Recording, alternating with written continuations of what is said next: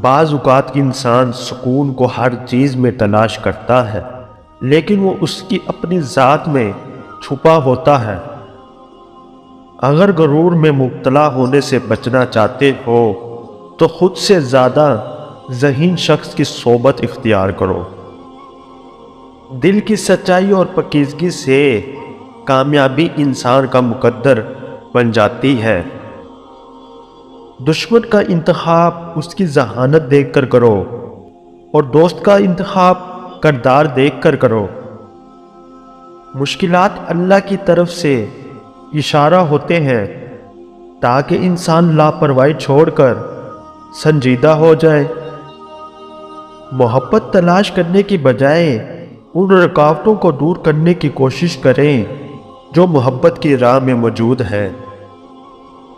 جس طرح خوبصورتی سے محبت کرتے ہو، اسی طرح اپنے ہر کام میں بھی خوبصورتی پیدا کرو۔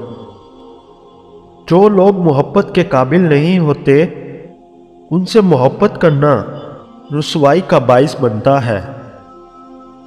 حقیقی دوست وہ ہے جو اس وقت تمہیں اپنائے جب تم خالی ہاتھ ہو۔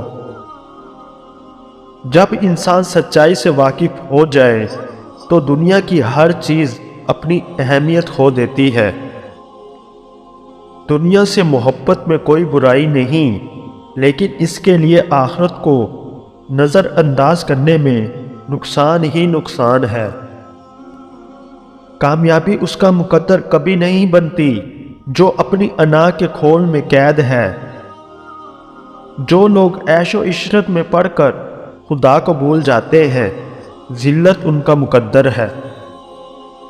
اپنے گھر میں انار کا پودا لگا کر روز پیار اور محبت سے پانی دو تو تم پر رزق کی بارش ہوگی۔